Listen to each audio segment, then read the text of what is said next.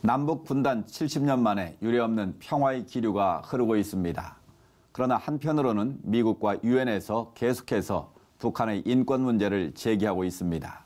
최근 유엔에서 북한 인권 결의안까지 채택됐습니다. 일각에선 현 정부가 탄압받는 북한 인권을 알고도 등한시하고 있어 반쪽짜리 평화라는 비판도 일고 있습니다. 오늘 이슈를 보는 창에서는 북한 인권 문제, 무엇이 문제인지 집중적으로 알아보겠습니다. 북한 정의연대 정베드로 대표, 변현준 기자 모시고 관련 말씀 나눠보겠습니다. 안녕하십니까? 안녕하십니까?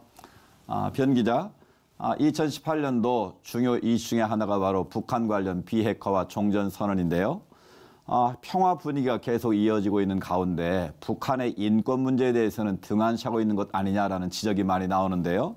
얼마 전 북한 장마당 내 성폭력이 만연해 있다. 충격적인 소식이 전해졌어요. 어떻습니까? 예, 지난 11월 1일 국제인권단체인 휴먼 라이츠 워치가 서울에서 북한 인권 실태를 고발하는 기자회견을 개최했습니다.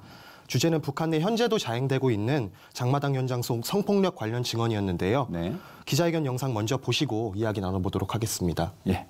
Market guards or police officials could ask me to follow them to an empty room outside the market or some other place that they had picked. She described being sexually assaulted many times. Quote, they consider us sex toys. We women are at the mercy of men. This is a reflection of a political decision taken by the government to do nothing about the exploitation of women by men in power. You can begin to investigate and prosecute people who offend. 정베드로 대표님, 북한 내 인권 문제는 지속적으로 제기된 문제이긴 한데요. 이 장마당을 통한 성폭력 문제 이렇게 심각한지 굉장히 충격적인데요. 이게 근거가 있는 보도입니까? 네.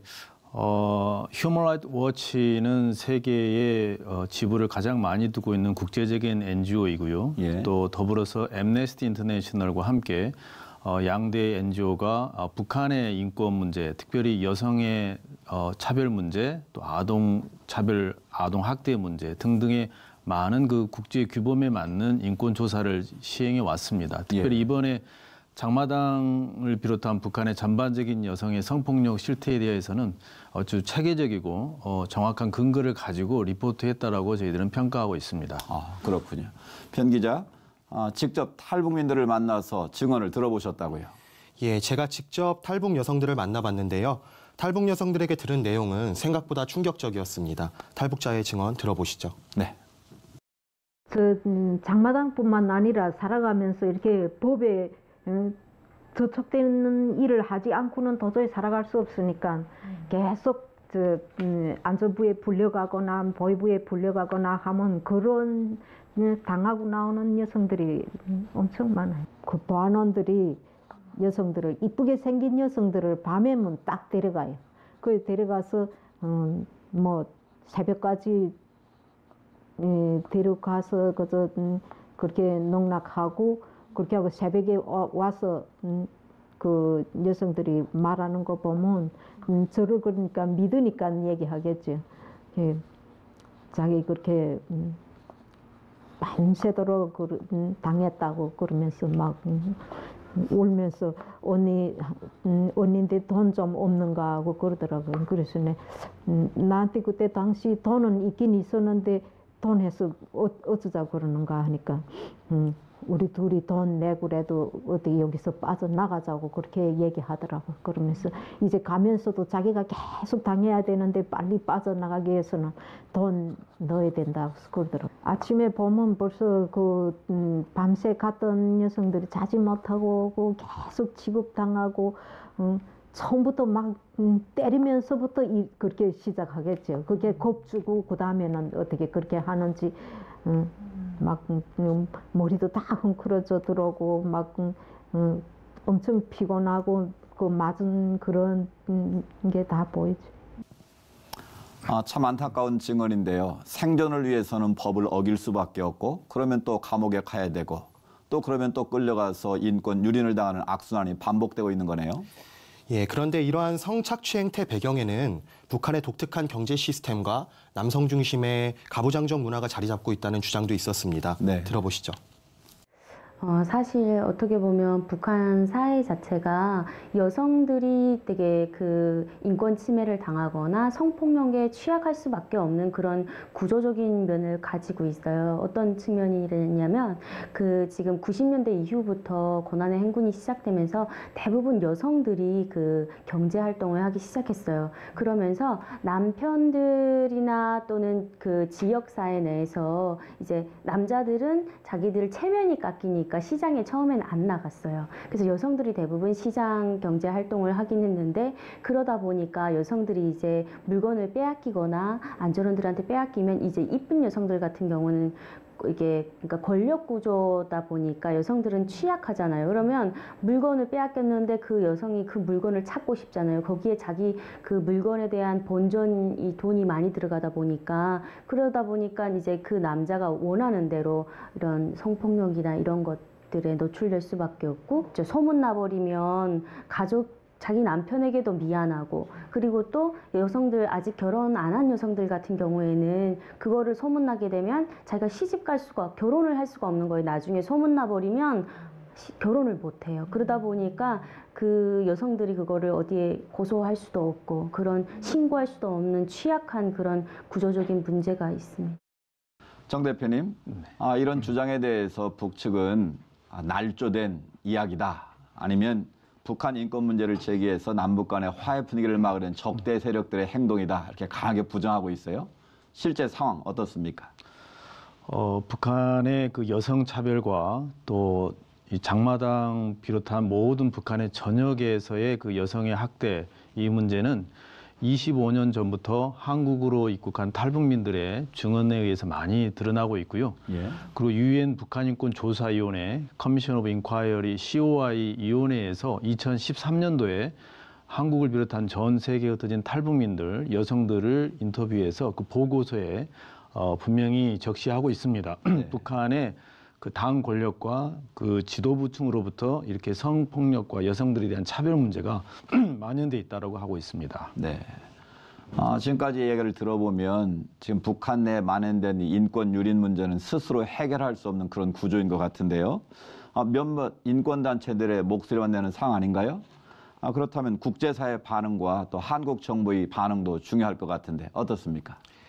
예, 지난 10월 31일 북한 인권 결의안이 유엔 총회에 제출됐습니다. 그리고 현지 시간으로 11월 15일 결의안이 유엔 총회 제3위원회를 통과했는데요. 12월에 최종 채택이 결정된다면 2005년부터 14년째 채택이 되고 있는 겁니다. 그러나 이번 결의안도 늘 그랬듯이 유엔 주재 유럽연합과 일본 대표부의 주도로 작성이 됐습니다. 전 세계가 탄압받는 북한 인권을 걱정하고 대책 마련을 위해 노력하고 있는 가운데 현 정부는 북한의 심기를 건드리지 않기 위해서 인권 문제에 관해서 논하지 않고 있다라는 비판이 일고 있는 상황입니다. 이번 북한 인권 결의안 제출에는 외교부 강경화 장관이 유엔의 결의를 지지한다는 의견을 밝혀서 앞으로 있을 현 정부의 대응에 관심이 쏠리고 있는 상황인데요. 세계의 시선은 북한의 비핵화, 종전선언 문제와 북한 인권 문제를 동등하게 봅니다. 네. 우리나라 국민들도 외교적 평화와 인도주의적 평화, 인권 문제 해결은 같이 일어나가야 한다는 인식을 가져야 하지 않을까 하는 아쉬움이 듭니다. 네. 어디서부터 어떤 노력을 기울여야 될지 참 막막한 생각이 드는데요. 정 대표님은 북한 인권 문제에서 그동안 계속 노력해오지 않으셨습니까? 예. 올해는 특별히 유엔 세계 인권 선언 70주년을 맞이한 특별한 해이기도 한데 이 변화의 해를 맞이해서 어떤 계기가 있을까요? 예, 말씀하신 대로 올해는 유엔 세계인권선언 70주년입니다. 70주년은 정말 의미가 있는 성경의 숫자이죠. 바벨론 포로가 꿈꾸는 것 같은 그런 자유와 해방이 있었던 해인데 유엔 세계인권선언 70주년에 특별히 북한 정부 70주년, 한국 정부 70주년입니다. 네. 그래서 남북한이 정말 이 70주년 해에 인권 탄압과 박해받는 사람들의 자유가 해결되어지고 정말 그러한 인권이 해결되는 평화의 시대가 되기를 바라고요. 네. 저희 북한 정의연대를 비롯한 또 북한 사역 단체들 약 40여 단체가 자카르 코리아라고 하는 행사를 준비하고 있습니다. 네. 자카르는 이제 히브리어로 묵상하고 기억하고 또 적극적으로 권면하다라는 뜻이 있습니다. 네. 그래서 우리가 자카르 코리아, 이 북한에 특별히 박해받는 사람들을 생각하고 그분들을 위해서 우리가 remember 하자는 것입니다. 기억하자라고 하는 네. 것입니다. 너무나 우리가 잊고 살고 있고 너무나 그분들에 대해서 우리가 침묵하고 있기 때문에 남북 관계에서도 이 북한 인권의 문제가 전혀 언급되지 않고 있고 그래서 이런 부분은 민간 단체와 국제사회가 함께 해야 된다라고 생각을 해서 특별히 이제 북한의 정치범 수용소 해체 문제 또 탈북 난민의 강제 북송 중지와 또 이런 뜻을 가진 분들이 이제 미술 그림 전시를 하게 되고요. 예. 그리고 이제 기자회견을 비롯해서 또 퍼포먼스 또 여러 가지 행사를 준비하고 있습니다. 특별히 12월 10일 당일날은 우리 프레스센터 20층 국제회의장에서 예. 북한인권 국제 포럼을 이렇게 하게 됐습니다. 그래서 우리 시청자들께서 12월 10일 날 1시, 오후 1시에 프레스센터 20층에 오시면 저희가 그동안에 보고서를 만든 그 북한의 종교 박해 그리고 유엔 북한인권조사위원회 보고서를 저희가 무료로 증정할 계획인데요. 예. 한국교회가 전체 올해 좀 참여하는 그러한 대회로 치르기 위해서 좀 준비 중에 있습니다. 네, 이번 행사를 통해서 북한 인권 문제 우리가 더 관심을 가지고 또 북한 내 인권 문제가 속히 회복되길 저희도 함께 기도하겠습니다. 오늘 두 분 말씀 감사합니다. 감사합니다.